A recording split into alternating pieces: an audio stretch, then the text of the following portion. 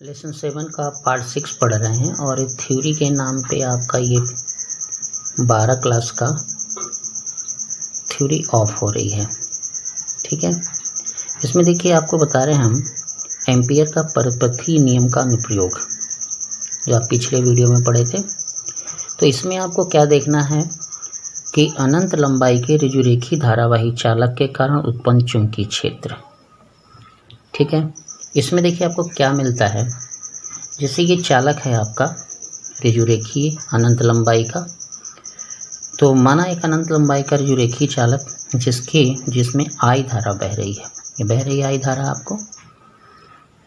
ठीक है, और इसके कारण पी बिंदु पर, यहाँ पी बिंदु हमने दिखाया है, पी बिंदु है, इसके कारण चुंबकीय क्षेत्र आपको ज्ञात करना है। चालक के चारों ओर आर त्रिज्या का अगर हम वृत्त खींचते हैं, ये वृत्त अगर हम खींचते हैं तो खींचेंगे तो जिस पी बिंदु पर परिधि पर बी का मान समान होगा, समान रहता है। यानी कहीं भी यहाँ पे चूँकि आप एक अराउंड ही खींचे हैं, जैसे ये चालक हो तो इसके अराउंड ही खींचे हैं समान त्रिज्या, तो हर जगह पे बी का मान समान होगा। दूसरी बात, इसका जो डेल्टा एल है, यानी कहीं का भी अगर हम पार्ट लेते हैं इस परिधि का, तो उसका और बी की दिशा भी सेम होगी, यानी 0 अंश का कोण बनेगा यहाँ पे। ठीक है, तो डेल्टा एल और बी की दिशा समान होगी, ये आपको समझ में आ रहा होगा। बी के पूर्ण वृत्त के लिए, यानी ये पूरे वृत्त के लिए कहीं भी आप लेंगे तो रेखीय समाकलन जो होगा वो बी डेल्टा एल होगा। यहाँ पे देखिए हमने इसको डॉट प्रोडक्ट को हल किया है, तो बी एल कॉस थीटा लिखते हैं, तो यहाँ कॉस 0 लिखेंगे तो ये आएगा आपका। संपूर्ण वृत्त के लिए अगर देखा जाए तो ये कहिए, तो एल को अगर हम बड़ा करते हैं, एल का हम समाकलन करते हैं, तो ये पूरी परिधि आपकी आ जाएगी। ठीक है, समीकरण नंबर 1 हो जाएगा। यहाँ देख लीजिए, हम इसके लिए अगर हम इसका एल का समाकलन करते हैं तो ये 2 पाई आर आएगा, क्योंकि देखिए एल बड़ा होता जाएगा इस चित्र में, तो वो परिधि को का निर्माण करेगा, इसीलिए हम इसको ऐसे कर सकते हैं। एम्पियर का परपथी नियम कहता है कि जो चुंबकीय क्षेत्र का रेखीय समाकलन है वो μ0 to μ0 I होता है।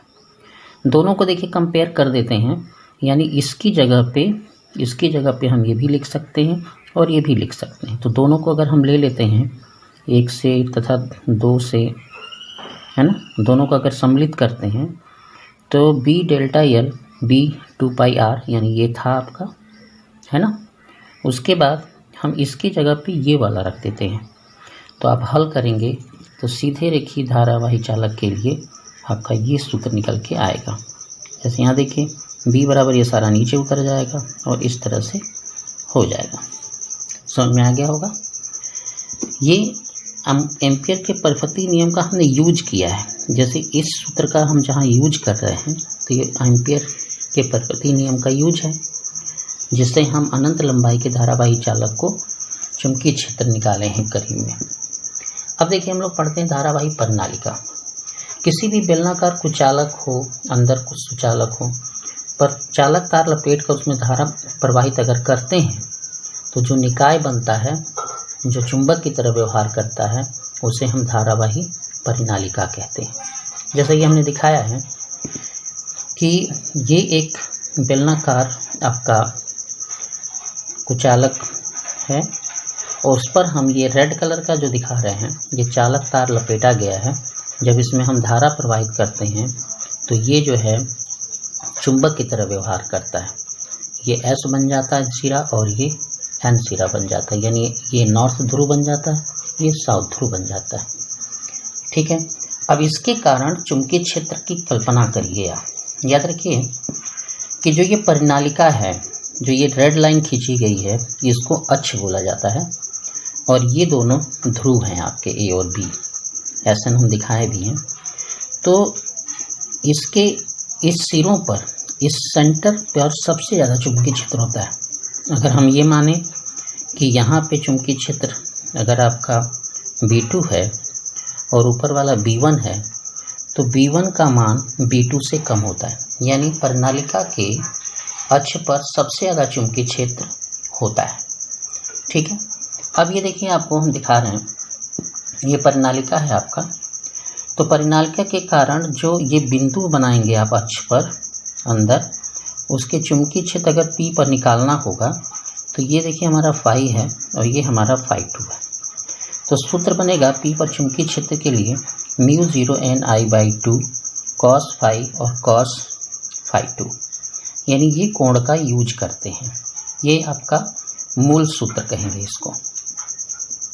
ठीक है, अब देखिए मान लीजिए परिनालिका के भीतर हम हैं, भीतर किसी बिंदु पर चुंबकीय क्षेत्र अगर निकालना हो और परिनालिका की लंबाई अनंत हो, ठीक है, तो ये कोण 0 और ये कोण थीटा हो जाएगा। ये लंबाई परिनालिका बढ़ती जाएगी तो ये आके यहाँ चिपक जाएगी और ये बढ़ेगी तो और आगे जाएगी तो 180 हो जाएगी।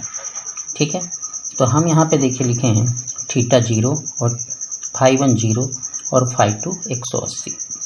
अब इसे हम रखेंगे तो 0 अंश और 180 अंश तो 2 आएगा, कट करके आपका ये आएगा। यहाँ पे जो n दिख रहा है छोटा वाला, वो है फेरों की कुल संख्या बटे परिनालिका की लंबाई। ठीक है ना, फेरों की कुल संख्या मतलब इसमें जितने वायर लगे होंगे उनकी संख्या और इसकी लंबाई। इसको प्रति एकांक लंबाई में फेरों की संख्या कहा जाता है। इसको हम लोग कहते हैं प्रति एकांक लंबाई में फेरों की संख्या। ठीक है, तो अक्ष पर चुंबकीय क्षेत्र ये आएगा आपका। क्लियर हो गया। जब हम परिनालिका के सिरों पर जाएंगे यानी ध्रुवों पर जाएंगे, तब ये जो है आपका एक 90 हो जाएगा और एक 0 हो जाएगा। ठीक है ना, देखिए एक 0 अंश हो जाएगा और एक 90 अंश हो जाएगा। उस स्थिति में देखेंगे तो यहाँ 90 अंश लिखेंगे, यहाँ 180 अंश लिखेंगे। ठीक है ना, 180 0 कह रहे थे हम, 180 अंश हो जाएगा और ये 90 अंश हो जाएगा।